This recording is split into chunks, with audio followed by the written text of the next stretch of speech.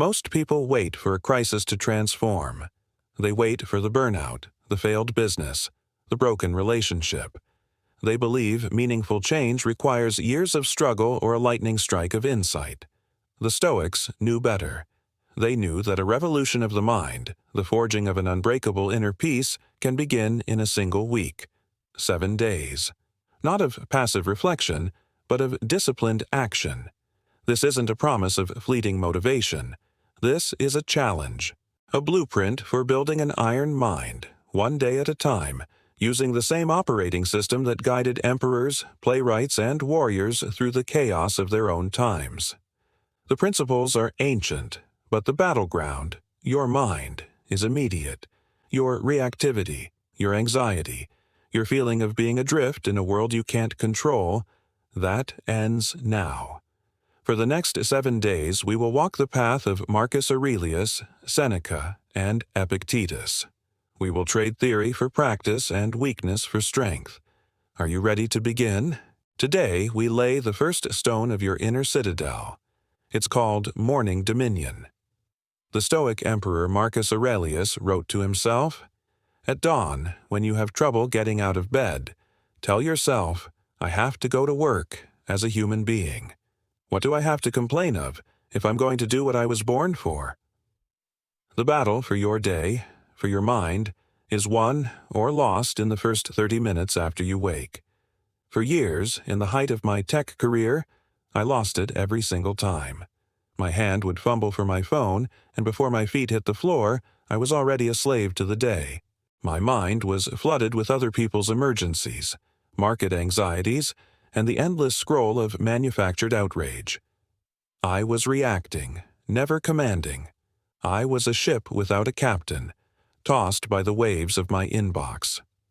The first principle of Stoic discipline is to begin with what you can control. The very first moments of your day are entirely within your domain. So, for day 1, the practice is simple but non-negotiable. You will wake up 30 minutes earlier than necessary. For those 30 minutes, your phone remains untouched. It does not exist. That screen is a portal to chaos, and you will keep that portal closed. Instead, you will take out a simple journal. In it, you will write down 3 things. First, your single most important priority for the day. The one thing that, if accomplished, would constitute a victory. Second, you will practice what the Stoics called premeditatio malorum, the premeditation of evils. You will visualize the obstacles that might stand in your way. A difficult colleague, a technical failure, your own procrastination. You will see them clearly, not to invite anxiety, but to prepare for them. A general who has studied the map does not panic when he meets the enemy. Third, you will write down a single virtue you wish to embody today: patience, courage, justice, discipline. You set your intention. I worked with a young executive, brilliant but constantly overwhelmed. His team saw him as reactive and stressed. His days were a blur of firefighting. I gave him this one practice. For 1 week, he was to command his mornings. He resisted at first. "I don't have time," he said.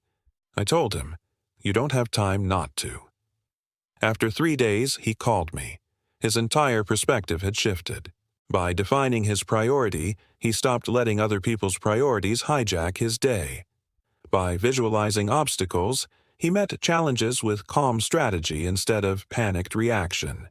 He was no longer a firefighter, he was an architect. He started his day with a win, a small act of disciplined intention, and that victory cascaded through every meeting, every decision, every interaction. He conquered his morning, and in doing so, he began to conquer his day. So I ask you, are you the commander of your morning, or are you its captive? Your first day of transformation begins at dawn. On the second day, we confront a fundamental truth of modern life. We have become soft. Our existence is a relentless pursuit of comfort and the avoidance of all difficulty. We have climate-controlled homes, food delivered to our door, and endless entertainment to numb our minds. But in this frictionless world, we have lost our resilience. Seneca, one of the wealthiest men in Rome, understood this danger.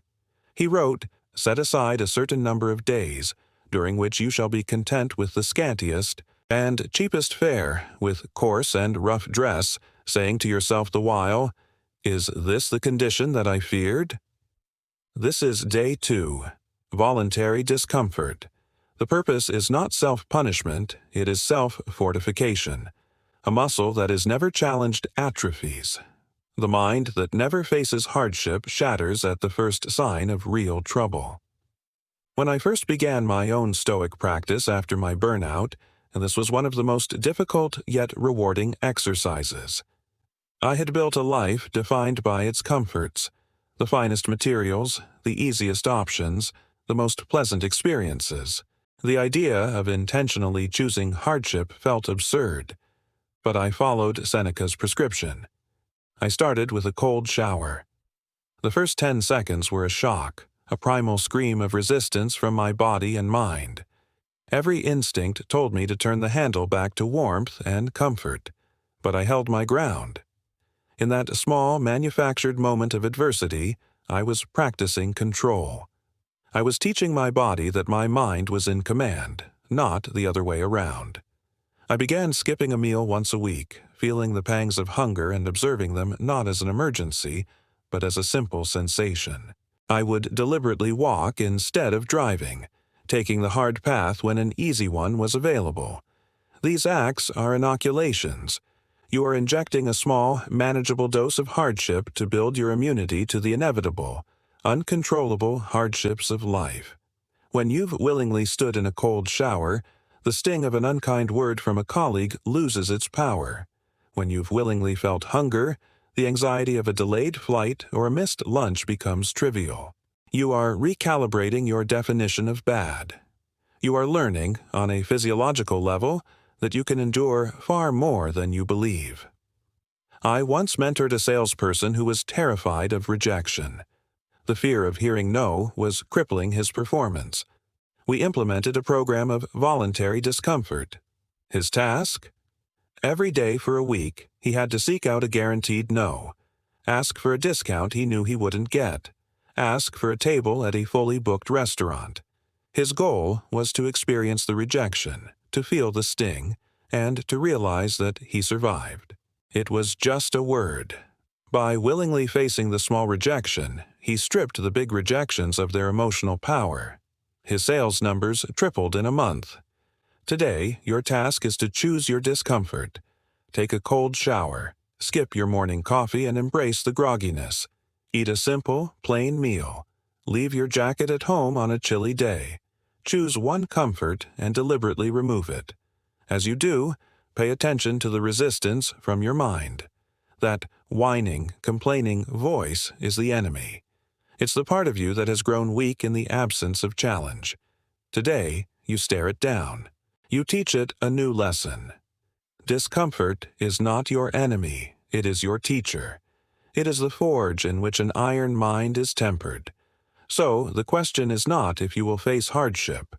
The question is, will you be ready?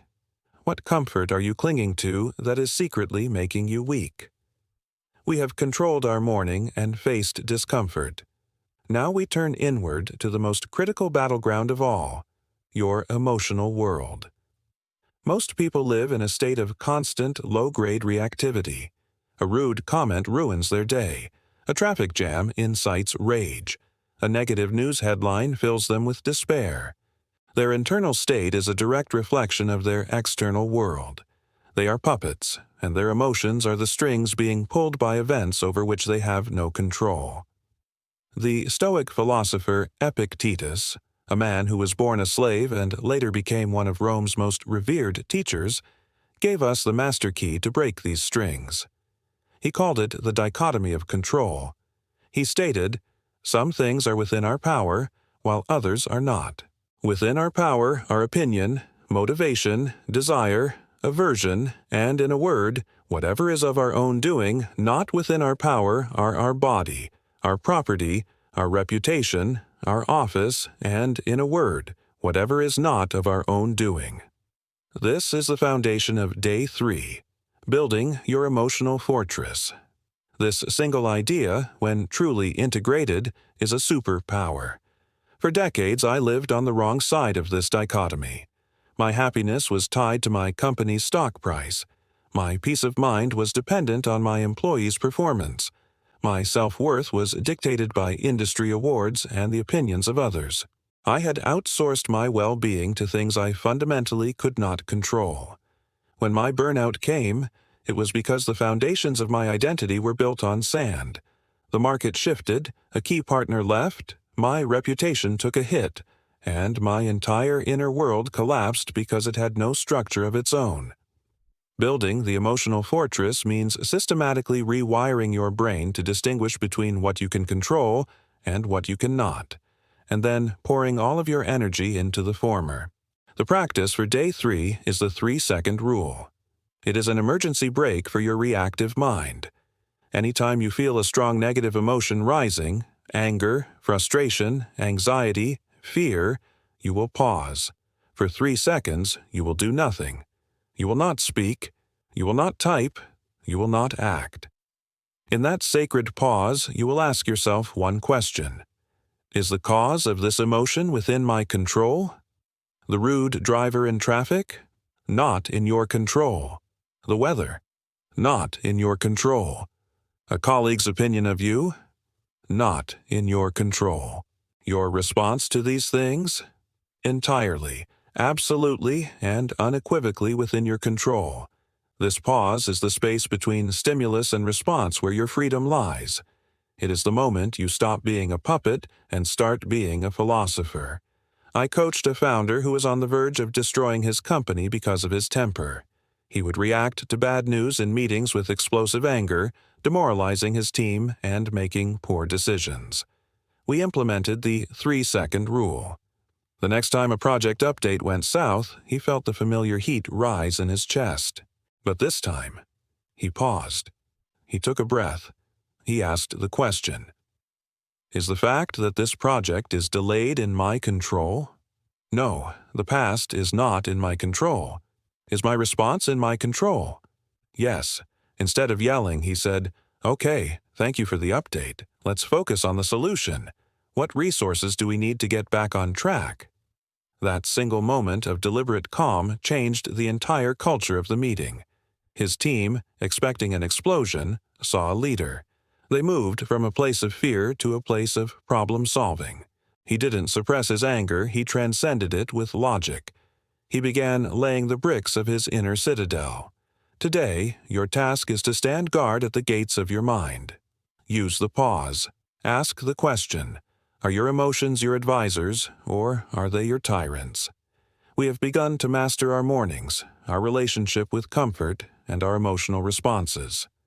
Today, we confront the great motivator, the ultimate tool for focus and clarity, the reality of our own mortality.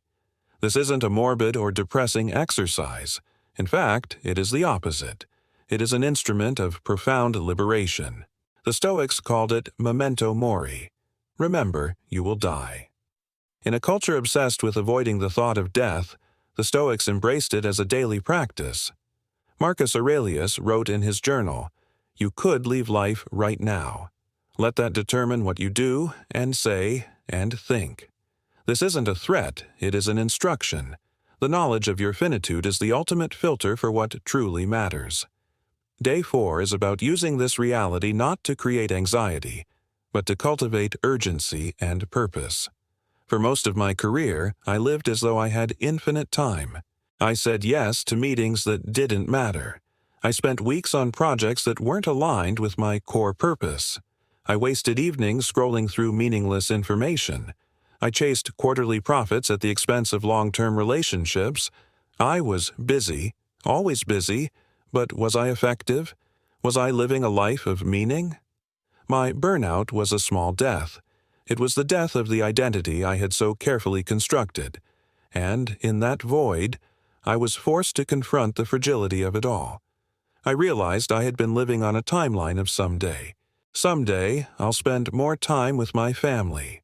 Someday, I'll work on that project that truly inspires me.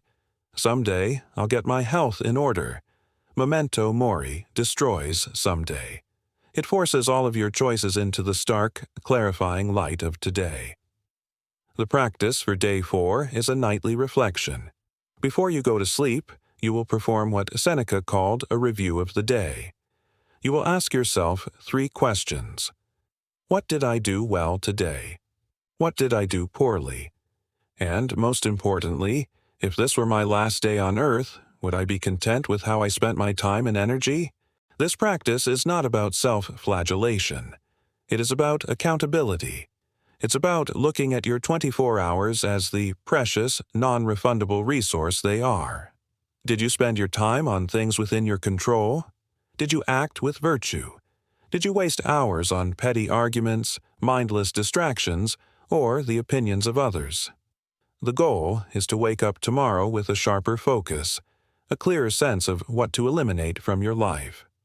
I worked with a man who felt his life was slipping through his fingers. He was in his late 40s, successful by every external metric, but felt a profound sense of emptiness. He was a slave to his calendar, his days packed with obligations he felt no connection to. We introduced the nightly memento mori reflection. The first week was brutal.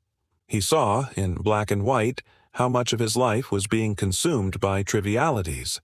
He saw how little time he dedicated to his health, his children, his own intellectual growth. But instead of despair, it lit a fire in him. He began a ruthless campaign of elimination. He quit 2 boards that drained his energy. He delegated tasks he had been micromanaging.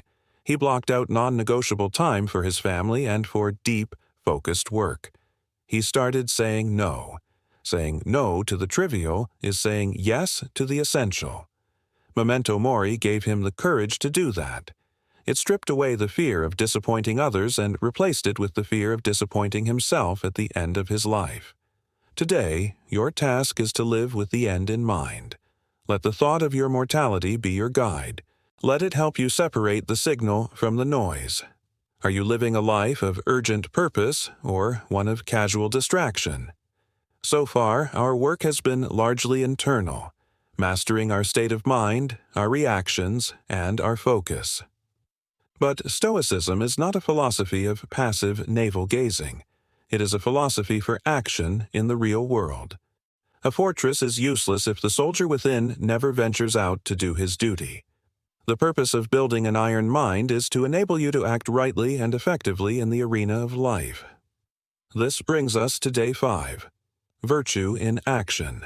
The Stoics believed that the sole good in life, the only thing that could never be taken from you and the ultimate measure of a life well lived, was virtue.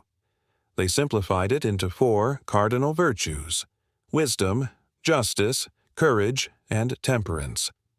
For much of my life, I pursued the wrong things. I thought success was the goal. I measured my days by profit, market share, and recognition. These are what the Stoics would call indifference. They are not bad in themselves, but they are external, outside of your complete control, and have no inherent moral value. True success, true fulfillment, comes from your character. It comes from how you act, regardless of the outcome. You can act with courage and still fail. You can act with justice and still be betrayed. You can act with temperance and still fall ill. The Stoics teach that the victory is in the action itself, not in the result. This is a radical reframing of success. It moves the goalposts from the chaotic external world to the one place you have total command: your own choices. The practice for day 5 is to choose one of the 4 virtues and make it your single focus for the day. When you wake up, you will set an intention. Today, I will act with courage. Or, today, everything I do will be guided by justice. You make that virtue your compass. Let's say you choose courage. This doesn't necessarily mean a grand, heroic act. It might mean having that difficult conversation you've been avoiding. It might mean speaking up in a meeting when it's easier to stay silent. It might mean finally starting the project you're afraid you'll fail at.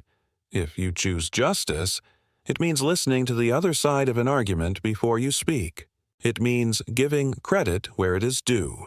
It means acting with fairness even when it's not to your immediate advantage. If you choose temperance, it means eating what your body needs, not what your cravings demand. It means resisting the urge for one more drink, one more episode, one more hour of mindless scrolling. I mentored a young woman who was passed over for a promotion she deserved. Her first instinct was bitterness and resentment. She wanted to complain, to gossip, to undermine the person who was chosen. Her day's chosen virtue was justice. When we spoke, I asked her, what would a just response look like? She paused. She admitted that a just response would be to congratulate the person publicly, to offer her full support, and to privately ask for feedback on what she could do to improve for the next opportunity. It was the hardest thing for her to do. Her ego was screaming, but she acted with virtue. In that moment, she transformed a professional setback into a profound victory of character. Her superiors noticed her grace and professionalism, and it laid the groundwork for a much bigger opportunity down the line. But even if it hadn't, she had already won the more important battle. She chose character over comfort. Today, your challenge is to live by your chosen compass. Pick one virtue. Let it be the guiding principle for every action you take, every word you speak. At the end of the day, don't ask, did I win? Ask, did I act with virtue? Are you choosing comfort over character? We arrive at day 6, and one of the most misunderstood but powerful practices in the Stoic toolkit, negative visualization. The modern world tells you to think positive, to visualize success, to want more, to never be satisfied. The Stoic takes a different path. Seneca advised, "He is a great man who has not lost his faculty of trusting in himself when everything is against him, and who does not basely submit his neck to the yoke who does not. Whenever he is crushed, give way to his fate, but stands firm and holds his ground." To cultivate this fortitude, the Stoics practiced contemplating loss. They would meditate on losing their wealth, their health, their reputation, even their loved ones. The goal was not to wallow in despair, but to achieve two critical things. First, to cultivate a profound sense of gratitude for what they currently have, and second, to mentally prepare for the inevitable adversities of life, thereby robbing them of their power to shock and devastate. This practice is the antidote to the entitlement and fragility that plagues modern society. We take so much for granted. We expect our loved ones to be there tomorrow. We expect our health to continue. We expect our careers to be stable. And because we expect these things, we don't fully appreciate them. Worse, when we lose them, and we will all lose them in one way or another, we are completely shattered because we never contemplated the possibility. In my previous life, my fear of loss was a constant, humming anxiety beneath the surface. I feared losing deals, losing key employees, losing my status. This fear made me brittle. When I began practicing negative visualization, it was counterintuitive. I would take a few minutes each day to genuinely imagine my business failing, my investments turning to dust, my health failing. At first, it was terrifying. But then something remarkable happened. After imagining the loss, I would open my eyes and look around at what I still had. The feeling was not fear, but an overwhelming, visceral gratitude. My business was still standing. My health was still intact. My family was safe. These things were no longer givens, they were gifts. This practice transforms your baseline from one of expectation to one of appreciation. The second effect is resilience. By mentally rehearsing misfortune, you are creating a fire drill for your mind. You are walking through the worst-case scenarios in a controlled environment. When I used to do this, I would ask myself, okay, if I lost everything, what would I do? Who would I be? I would realize that my character, my knowledge, my discipline, the things we have been cultivating this week, would remain. I would survive. I would rebuild. So when a real market crash eventually came, while others were panicking, I was able to act with a degree of calm. I had already visited this place in my mind. I was prepared. Today, your practice is to take 5 minutes and contemplate the loss of something you value. Do not be morbid, be clinical. It could be a possession, like your home or car. It could be your job. It could be a relationship. Imagine it is gone. Allow yourself to feel the initial pang of that loss.